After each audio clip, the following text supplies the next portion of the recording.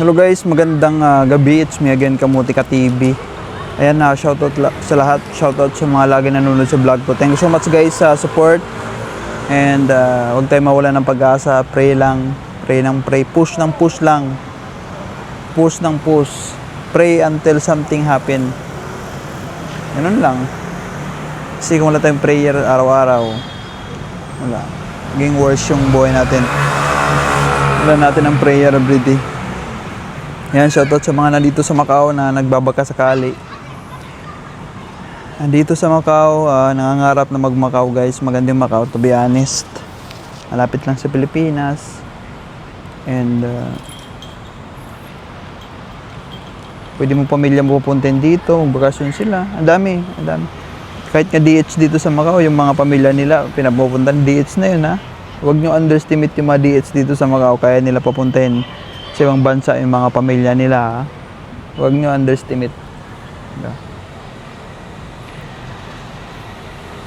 Maganda yung ano dito, yung mga DH sa Macau. Magandang trabaho, madali lang mga trabaho sa bahay kung i-compare sa DH sa ano, sa Middle East. Nako, dito ka na sa Macau mag DH kung mas mataas sahod dito sa Macau kaysa Middle East DH. Dito sa Macau, mga chill-chill lang mga DH eh.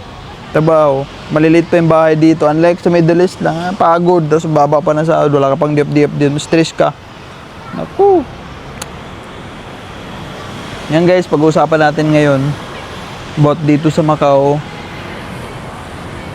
Anong mga hiring na buwan dito sa Macau. Yung mga hiring na buwan guys dito sa Macau is mag-start yan ng ano eh. July, August, September, October, November. Hanggang November yan kasi puro ano yan eh, holiday na yan eh. Mga holiday season na yan eh. December, November, diyan na yung nag-start na yung preparation para sa December. Tapos Chinese New Year, yan. Kaya guys, yung mga babalak mag-Macau, pumunta na kayo ng mga ganun. July, August, yan. September, October. Huwag na kang punta dito ng December kasi holiday yan. Busy yan yung mga tao for December. Yung mga event dito. Kaya ganung buwan kayo pumunta dito. Yan. Tapos pagdating nyo dito is mag-ano kayo, porsige kayo, prayer. Huwag nyo antayin na maubos pa visa nyo dito ha. 2 months yan, visa nyo dito. Pag pumunta kayo ng mga 2 months tapos may 20 days pa. Di ba? Ang haba na po mo para mag-apply tapos wang ko ba? Hindi kayo makakahanap agad. Pero sa bagay, di natin masisi. May mga diskarte sila na hindi siguro nag-work, di ba? Kasi yung diskarte ko nag-work naman. Siguro may diskarte sila na hindi nag-work. Kanya-kanya naman tayong diskarte. Yung sinishare ko lang sa inyo guys, yung diskarte ko para pwede nyo rin magamit. And then malay nyo, effective din sa'yo kasi effective sa akin. And sinishare ko lang sa inyo. Kasi mahirap guys yung ano eh. Mahirap yung hindi ka magpupokus sa ano eh. Sa goal mo. Puro ka lang barkada. Iwasan yung barkada dito sa Macau. Kasi makakapag ano yun sa inyo. Mas maganda magsulok ka, mag-apply. Kasi pag barkada ka dito, may mga friends ka. Kung anong gusto nila, sunod ka lang, di ba? O, idol, pre, punta tayo sa ganitong agency. Ay, bukas na. Sarado yan. Ay, wala na. Hindi ka rin pupunta kasi nagbibis ka sa mga friends mo. Mas maganda pag mag-isa ka lang. May mga upload naman ako dito sa YouTube na may playlist ako dyan, mga location ng agency. Pwede mo ipuntahan isa-isa. Siguro sa una, second day, third day, hanggang third day, mahirapan ka kasi di mo kabisado. Pero pag kabisado mo na yan, sisiw na sa'yo. Hindi mo na kailangan magsakay-sakay kasi ang lalapit-lapit lang mga agency. Ang late lang ng Macau guys. Ang late lang. Pwede mo buong araw malakad to lahat. Diba? Tapos guys, iwasan nyo dyan sa mga post sa Baikobu, Macau yan dyan. Iwasan nyo.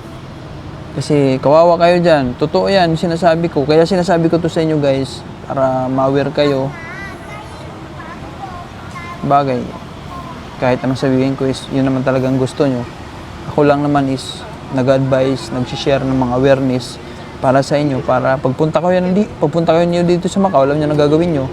And kahit naman nandito ka na, kasi nga guys, alam niyo kung bakit hindi ko rin sila masisi, hindi ko rin sila kasi nga yung iniisip nila is pag diyan ka sa mga post is mapapadali yung paghanap mo ng trabaho. May tutulong sa'yo, hindi ka na mahirapan, mag-aantay ka na lang. Tapos, yung problema kasi dyan guys, kung hindi mo sure kung legit ba o hindi. Ako, wala din ako alam sa mga legit na yan. Legit ba yan o scam? Kasi, hindi naman ako dyan sa Baykubo, nung naghanap ako ng trabaho, hindi naman ako nag-visit dyan Hindi ako nagtitingin. Tinitingnan ko guys dyan, nung naghanap ng trabaho, part-time. Yung mga nagpo-post ng part-time, click ko na yun. Ako na, pupunta ako dyan. Yun, legit yun, mga part-time. Pero yung mga trabaho, never ako dyan, nag-comment. Never ako nag-comment dyan sa mga post. Kaya nga sinishare ko sa inyo na, kaya, iwan ko. Bagay, hindi ko rin, wala akong idea ko yan diba? Idea ko yan. May idea din kayo. Kahit sabihin ko sa inyo, wag ka dyan. Yun ang gusto mo, wala akong magagawa. Diba? Lesson learned na lang. Pag nangyari sa'yo yan, example, na-scam ka huwag mong sisihin yung sarili mo, huwag ka manisi. Gawin mo is tanggapin mo yung nangyari para hindi masakit sa puso. Oo, nandun na nangyari. Kahit anong sisi mo, nangyari na yan. Hindi na may babalik yan. Yung, kumbaga, nasa huling pagsisisi, hindi na may babalik yung nakaraan. Nangyari. Let it be. Ba? Oh. At least nagkaroon ka ng lesson learned, tawag doon. Nagkaroon ka ng experience, di ba? Magiging aware ka na ngayon sa sarili mo. O, di ba? Kasi hindi tayo matututo hangga't hindi natin na-experience Tayo nga, di ba? To see is to believe. O, sinasabihan ka, may multo diyan. Di naman totoo yan di ba? Wala pa naman ako nakita, di ba? Hindi ka maniniwala hangga't hindi ikaw mismo. Ganun 'yun. Parang kuryente, diba?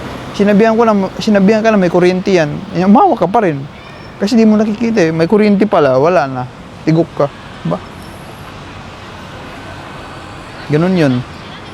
Iwan ko lang kung pati kay Lord, naniniwala ka o hindi. Basta ako naniniwala ko. Diba? Lahat yung sinishare ko sa inyo guys is para sa inyo. Dito sa Macau guys, padami na yung mga scammer. Yun yung binablog ko lagi ng mga scam dito. Huwag ka lang basta apply ka lang prayer. Hindi ka abot sa mga scam na yan. Nagpi-pray ka araw-araw para magkaroon ka ng protection. Diba? Pilipino din. Huwag kayo magtitiwala mga Pilipino dito. Bigyan ka ng trabaho. Pera-pera na dito labanan. Kung gagamitin mo yung pera mo, diba? Pero kung gagamitin mo yung utak mo, diskarte. Makakahanap ka.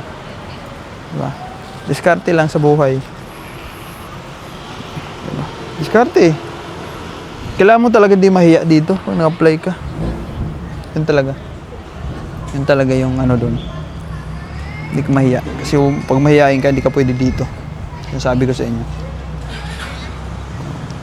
Huwag nyo akong sisihin sa mga vlog ko. Mayroong mga nag-chat dyan, nag-comment. Ay, sabi ni Kamote, mabilis makahanap ng trabaho. Bakit ako hindi ako nakahanap? 2 buwan na. Hindi ko alam kung ano ginagawa mo, di ba? Kung nag-a-apply ka ba talaga o ano. Hindi ko yun Hindi kita may judge ba? Kasi diskarte mo yun. Kasi ako, yung sinasabi ko is based sa experience ko. Yun lang, sinishare ko sa iyo na ganito.